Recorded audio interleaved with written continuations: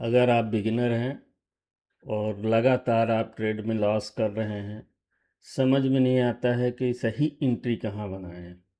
Entry तो आप बनाते हैं, लेकिन या तो बार बार स्टॉप लॉस हो जाता है, या तो आप ट्रेड से बाहर चले जाते हैं, या टारगेट तक पहुंच नहीं पाते।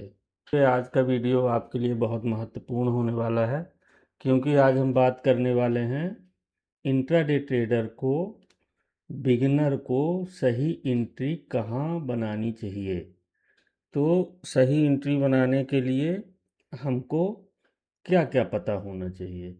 तो हम बात करें इससे पहले आप डिस्क्लेमर को अच्छे से पढ़ लीजिए और ध्यान रखिए कि मैं इस वीडियो में या अपने चैनल में किसी तरह का बाय और सेल की सलाह नहीं देता हूँ।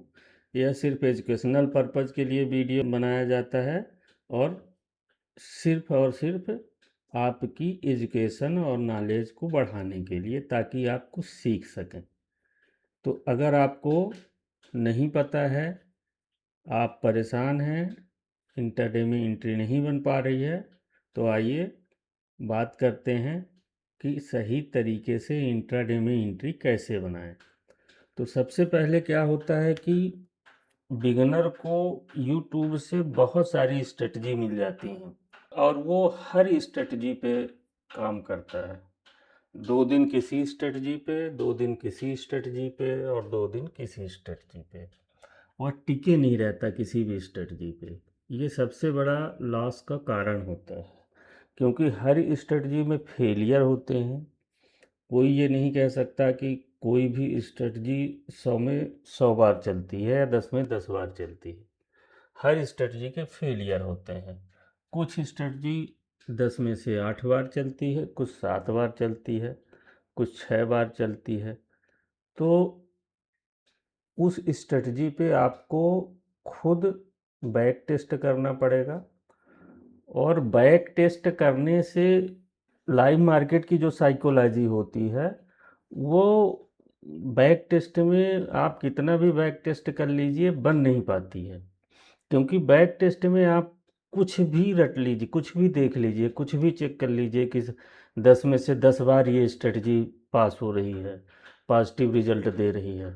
जब आप लाइव मार्केट में जाते हैं, तो लाइव मार्केट में वो चीज़ें नहीं होती हैं, क्योंकि कैंडल बन रही होती है। लाइव मार्केट में आपकी एंट्री बनी होती है, और एंट्री बनने के बाद जब आपका पीएनएल रेड होने लगता है, माइनस में जाता है, ज़्यादा माइनस में जाता है, आप में कंट्रोल नहीं कर पाते हो, और या तो ट्रेड से बाहर हो जाते हो, या तो वेट करते हो और बड़ा लॉस लेके बाहर हो जाते हो। सबसे बड़ा रीज़न क्या है कि बार बार स्ट्रेटजी को चेंज करना।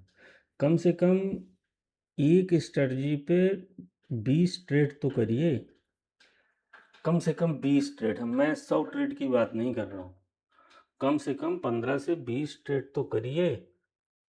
आपको अगर एक किसी स्ट्रेटजी में पहली बार फ़ायदा हो गया, दूसरी बार फ़ायदा हो गया, पैसे बन गए, और तीसरी चौथी बार लॉस हो गया, तो आप उस स्ट्रेटजी को छोड़ के नई स्ट्रेटजी पकड़ लेते हो। और जब आप किसी भी स्ट्रेटजी के बारे में किसी स्ट्रेटजी को लेकर चल रहे हो मार्केट में, तो उस बीच में दूसरी स्ट्रेटजी को ना तो सुनना है, और ना उसके बारे में जानना है। ये भी एक साइकोलॉजिकल रीजन होता है कि दिमाग में बहुत सारी बातें एक साथ चलती हैं, बहुत सारे थॉट होते हैं। जब आप ट्रेडिंग में एंट्री करते हो, तो हर कैंडल में आपका थॉट बदलता रहता है।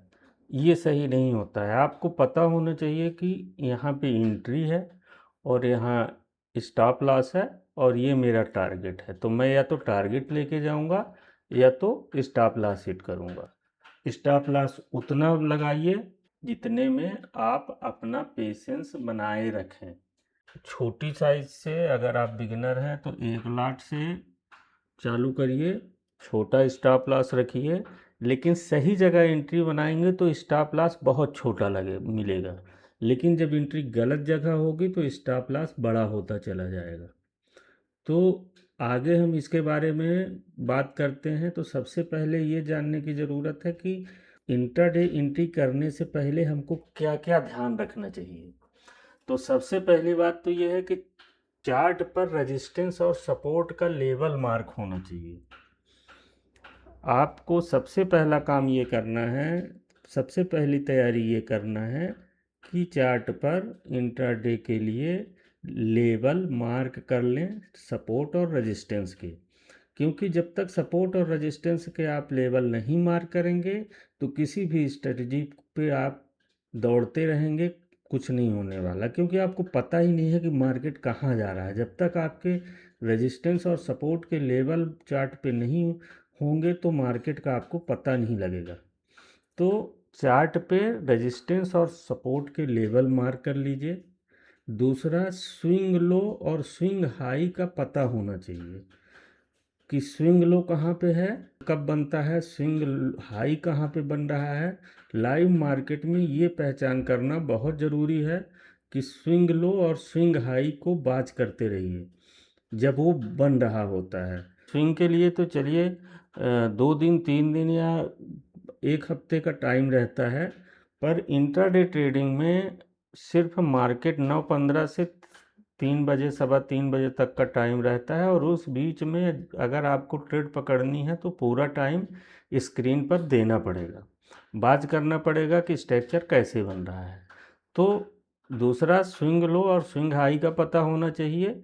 तीसरा, ऑपरेटर कैंडल के बारे में पता होना चाहिए, वो ऑपरेटर कैंडल जो एंट्री दिलाती हैं। 8 ऑपरेटर कैंडल अभी मैंने बताई है आपको, और अगर आपने वो वीडियो नहीं देखे हैं तो मैं इस वीडियो के अंत में कार्ड लगा दूंगा, उन दोनों एपिसोड को देख लीजिए तो आपको उन 8 ऑपरेटर कैंडल के बारे में पता लग जाएगा। ठीक है। चौथा है, धैर्य होना चाहिए। जब मार्केट अपोजिट डायरेक्शन में चलता है तो उस समय पेशेंस होना चाहिए। हमको पता होना चाहिए कि हमारा टारगेट क्या है और स्टॉप लॉस क्या है। मार्केट जहाँ जा रहा है जाने दीजिए, जब या तो स्टॉप लॉस हिट करेगा या तो टारगेट देगा। पांचवा है, दिमाग में एक बात क्लियर होना चाहिए कि मेरा सेटअप बनेगा तभी एंट्री बनाना है, अन्यथा आज एंट्री नहीं बनानी है। मार्केट कल भी आएगा, अगले दिन भी मार्केट होगा, हम अगले दिन बना लेंगे तो, लेकिन मार्केट को पैसा नहीं देंगे, मार्केट से पैसा लेंगे। ये सबसे बड़ी बात है, आपके माइंडसेट में, दिमाग में ये चीज़ें सेव कर लीजिए मेमोरी में अपने, कि मार्केट को देना नहीं है, मार्केट से लेना है। नहीं करेंगे रोज ट्रेड, ट्रेड उसी दिन बनाएंगे जिस दिन हमको एंट्री सही मिलेगी। और इतना बहुत इसमें हाय तौबा नहीं है। एंट्री बनाने के लिए इजी करके चलिए। जब तक मार्केट को इजी देखेंगे तो सब चीज़ें समझ में आएंगी। बहुत सारी स्ट्रेटजी और टिपिकल उस पर मत जाइए। आइए बताते हैं कि एंट्री कैसे बनानी है। चलते हैं चार्ट पे। 3 मिनट का टाइम फ्रेम देख रहे हैं, और इंट्राडे के लिए 3 मिनट से अच्छा कोई टाइम फ्रेम नहीं होता है। तो यहाँ पे आपको कुछ बॉक्स दिख रहे हैं। आप मेरे पिछले एपिसोड देखेंगे तो आपको ये बॉक्स मिलेंगे। ये बॉक्स तभी रिमूव होते हैं, तभी मैं चार्ट से हटाता हूँ जब उनकी ज़रूरत ख़त्म हो जाती है। जब तक वहाँ पे ट्रेडिंग होना बाकी रहता है या मार्केट वहाँ फिर से ट्रेड करने की संभावना होती है तो ये चार्ट तब तक लगे रहते हैं। रेड लाइन देख रहे हैं, ये रेड लाइन स्विंग लो और स्विंग हाई की रेड लाइन है, और जो आप ब्लैक लाइन देख रहे हैं ये ब्लैक लाइन पीओसी की लाइन है। तो अब हम आते हैं कि 3 जुलाई फ्राइडे को मार्केट में हम एंट्री कहाँ बना सकते थे। ठीक है, तो सबसे पहले हम यहीं पे देख लेते हैं कि कैसे एंट्री हम कहाँ बना सकते थे। तो सबसे पहले आपको मैंने बताया कि ऑपरेटर कैंडल के बारे में आपको पता होना चाहिए। मैं इसको जूम कर दे रहा हूँ जिससे ठीक से दिखे। तो ये जब पहली कैंडल बनती है, गैप अप ओपनिंग होती है। गैप अप ओपनिंग में के बाद 3 मिनट की पहली कैंडल के बाद एक ये कैंडल आपको दिख रही है, इसे आप डोजी के नाम से जानते हैं। इनडिसाइडिंग कैंडल है और मैं इसे सो शास्त्र बोलता हूँ। सो शास्त्र इसलिए बोलता हूँ कि इस कैंडल ने ऊपर और नीचे दोनों तरह की लिक्विडिटी को एब्जॉर्ब कर लिया है, सूख लिया है, शोषित कर लिया है। तो इसलिए मैं इसे सो शास्त्र बोलता हूँ। जब आप मेरा पिछला वीडियो देखेंगे तो आपको ट्रेडिशनल नाम से जो मार्केट में प्रचलित हैं कैंडल्स के, उनसे अलग नाम मिलेंगे। तो और वो नाम उनके नेचर के हिसाब से मैंने रखे हैं। जो मेरी एजुकेशनल सीरीज़ है और जो मैं सिखाता हूँ, तो उसमें कैंडल के बारे में जब हम कैंडल का नाम लेते हैं तो हमको पता होना चाहिए कि वो कैंडल का काम क्या है, वो करती क्या है, उसका नेचर क्या है। तो ये ऑपरेटर कैंडल है, स्मार्ट मनी की सबसे फेवरेट कैंडल है। 3 मिनट से 125 मिनट के टाइम फ्रेम तक इस कैंडल के अच्छे रिजल्ट मिलते हैं। तो हमको स्कैल्पिंग या छोटा मूव के लिए 3 मिनट की कैंडल अगर बन रही है और कहाँ बन रही है, नीचे बन रही है, तो हम बाय की एंट्री बनाते हैं। ये 32 से 40 पॉइंट देती है 3 मिनट की कैंडल, है ना। तो जैसे ही इसका हाई ब्रेक होता है, हाई ब्रेक होने के बाद आप इस पर एंट्री बना सकते हो। हाई ब्रेक हुआ और यहाँ पे आपको एंट्री बन गई। इसका स्टॉप लॉस इसका लो होता है, बिग का लो स्टॉप लॉस यहाँ पे आप लगा सकते हो। पर ये मिलती कब है, जब आप बिल्कुल सीरियसली मार्केट को वॉच करेंगे। ये तो पहली एंट्री थी और इसमें मैं आपको, इसमें कभी भी आप एंट्री बनाइए, सही एंट्री अगर इस पकड़ेंगे तो आपको 30 से 40 पॉइंट की स्कैल्पिंग का मूव हमेशा मिलेगा। यहाँ पे कितना मिल रहा है, करीब 48 पॉइंट। ठीक है, तो एंट्री और एग्जिट करते करते 30 से 40 पॉइंट मिल जाते हैं। ये तो हमारा सुबह का पहला सेटअप था। ख़ास बात एक और क्या थी कि यह रेजिस्टेंस के ऊपर, ये रेजिस्टेंस था, रेजिस्टेंस के नीचे कैंडल बनी थी, लेवल के नीचे कैंडल बनी थी। मतलब हमारी पुख्ता एंट्री थी कि 30-40 पॉइंट के लिए एक एंट्री क्लियर थी। क्योंकि गैप अप ओपनिंग हुई थी, तो गैप अप ओपनिंग में क्या होता है कि प्रॉफिट बुकिंग की संभावना होती है कि गैप अप ओपनिंग हुई है तो प्रॉफिट बुकिंग होगी, तो हम अप साइड में बड़े मूव नहीं देख सकते हैं। दूसरी एंट्री एक यहाँ बन रही थी, जो कौमुदकी 2 में एंट्री बन रही थी दूसरी, ये देखिए। और हाई जैसे इसका ब्रेक हुआ, यहाँ पे एंट्री बन जाती है। और लो ब्रेक नहीं हुआ, मतलब स्टॉप लॉस ब्रेक इसका नहीं हुआ है। और इसमें भी दूसरी एंट्री में भी ठीक ठाक पॉइंट मिल जाते हैं। देख लेते हैं कितने पॉइंट मिले। अगर यहाँ पे भी एंट्री बनाया है किसी ने, तो वही 30 से 35 पॉइंट यहाँ पे भी मिल जाएंगे। इसके ब्रेक लेवल के ब्रेकआउट होने के बाद भी अगर एंट्री बनाते हैं तो। अब मेन एंट्री की बात आती है कि सपोर्ट आप देख रहे हैं, ये सपोर्ट रेजिस्टेंस है। पहला व्यू क्या था हमारा, मार्केट में गैप अप ओपनिंग हुई है। गैप अप ओपनिंग हुई है तो प्रॉफिट बुकिंग होना निश्चित है। तो प्रॉफिट बुकिंग हुई होगी तो मार्केट कहाँ जाएगा, नीचे जाएगा। हमारे सपोर्ट और रेजिस्टेंस कहाँ है, नीचे सपोर्ट लगा हुआ है और ये पिछले सप्ताह का हाई भी है और क्लोजिंग है, और ऊपर रेजिस्टेंस है। ये क्लोजिंग के साथ साथ ये लेवल पिछला हाई है जिसको ब्रेक करके मार्केट ऊपर गया हुआ है। ठीक है, ये इसलिए यह स्ट्रांग सपोर्ट था, मार्केट के रेजिस्टेंट था। मार्केट ऊपर गैप अप ओपनिंग हो गई तो ये सपोर्ट का काम करने लगा। तो अब मार्केट वापस कहाँ पे आया है, इसी लेवल पे वापस आके रुक गया, क्लोजिंग दिया है। ठीक है, तो हमारा पहला क्या था व्यू कि गैप अप ओपनिंग हुई है तो मार्केट, अगर ये दोनों एंट्री छूट भी जाती है, मान लीजिए आप नहीं ले पाते हैं, तो इसके बाद भी आपको एक बड़ी एंट्री इंतज़ार करती है।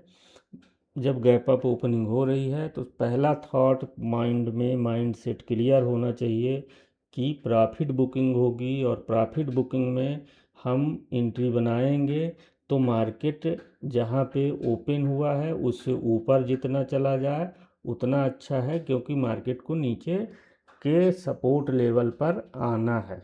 पहला हमारा सेंटीमेंट क्या था, हमको पता था कि मार्केट गैप अप ओपनिंग हुई है तो अगर प्रॉफिट बुकिंग होगी तो मार्केट नीचे आएगा। अब होता क्या है कि मार्केट सीधे सीधे नीचे नहीं आता है, आपको सीधा सीधा परोस के थाली में खाना वो नहीं देने वाला। तो कुछ देर तक तो नीचे के स्टॉप लॉस लेगा, ऊपर कुछ लिक्विडिटी बनाएगा, तब जाके मार्केट जो ऊपर बैठे हुए हैं अभी उनको बाहर करेगा, नीचे बाहर करेगा, तब मार्केट आपको एंट्री बनाने देगा। तो यहाँ पे क्या किया मार्केट ने, रेजिस्टेंस के ही ऊपर एक स्विंग लो बनाया है। यहाँ पे देखिए ध्यान से, जूम कर देता हूँ, क्या बनाया है, स्विंग लो। किस कैंडल पे, कौमुद की 1 पे। हाई कहाँ बना था, ये ऊपर मार्केट आता है, एम पैटर्न बनाता है, स्विंग लो बनाता है, एम पैटर्न बन गया। एम पैटर्न बनने के बाद अब ये दूसरी कन्फर्मेशन हो गई, जब इसके स्विंग लो को जब ये ब्रेक करता है, एम पैटर्न बियरिश पैटर्न है, और ये जितने बड़े टाइम फ्रेम में आपको मिलेगा उतना अच्छा रिस्क रिवार्ड देगा। तो इसके बारे में अगर आपको जानना है तो डीएम करिएगा, अलग से वीडियो बना दूंगा। जब इस लेवल को मार्केट ब्रेक करता है, स्विंग लो को ब्रेक करता है, इस कैंडल पर हमारी एंट्री बनती है। स्विंग लो इस कैंडल से, ये ऊपर रेड कैंडल है, इस पे नहीं ब्रेक हो रहा है, ब्रेक होता है यहाँ पे। और ये कैंडल जब तक ब्रेकआउट कैंडल के नीचे कैंडल ओपन ना हो तब तक एंट्री नहीं बनाना है। जब ब्रेकआउट कैंडल के नीचे न्यू कैंडल ओपन हो जाए तो एंट्री बना लेनी है। तो यहाँ पे क्या हुआ, ये ब्रेकआउट कैंडल थी, दिख रहा है, ध्यान से देखिए, ये ब्रेकआउट कैंडल थी और इसी के नीचे नई कैंडल बनती है। और ब्रेकआउट कैंडल के नीचे जैसे ही इसका ब्रेकआउट कैंडल का लो ब्रेक हुआ तो पुट की एंट्री बन जाती है। टारगेट क्या है हमारा, ये नीचे का सपोर्ट लेवल। कितने पॉइंट मिलते हैं, अगर यहाँ तक भी आप मार्केट पे टिके रहते हैं इस लेवल पर भी, तो करीब 60 से 65 पॉइंट मिल रहे हैं, जो इंट्राडे के लिए बहुत होते हैं।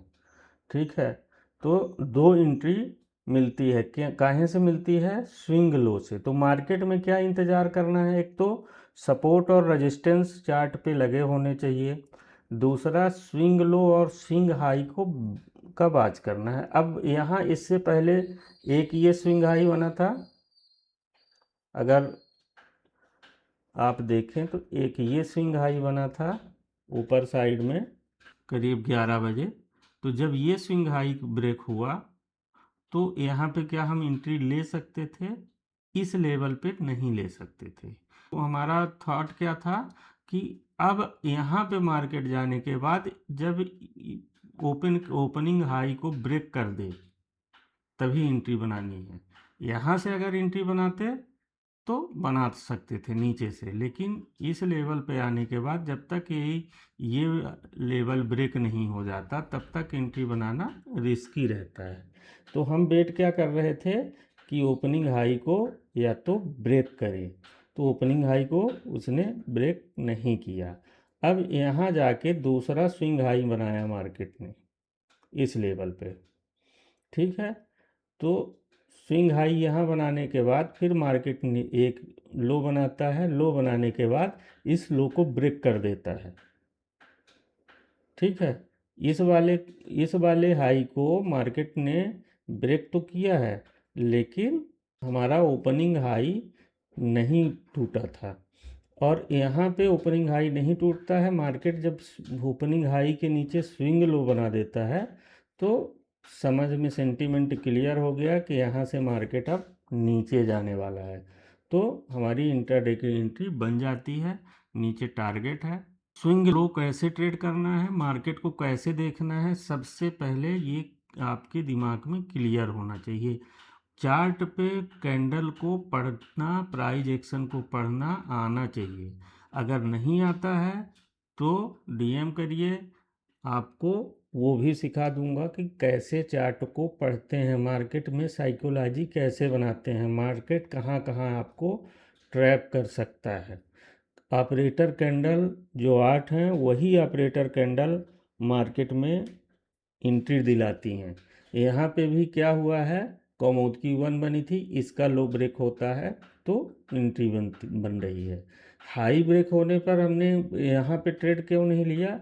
हाई ब्रेक होने पे ट्रेड हमारा लॉजिक क्या था, क्योंकि ऊपर साइड में ये जो नया हाई बना हुआ है, तो अगर यहाँ से मार्केट ऊपर जाता और लेफ्ट साइड में इस हाई को ब्रेक करे या इस हाई को ब्रेक करे, स्विंग हाई को, तो हम एंट्री बना सकते थे। लेकिन यहाँ पे हमको अभी बेट एंड बाज की पोजीशन रखनी थी, इसलिए इसमें ऊपर साइड की एंट्री नहीं बनती थी। ठीक है, तो आज के लिए बस इतना ही। चैनल पे बने रहिए। धन्यवाद।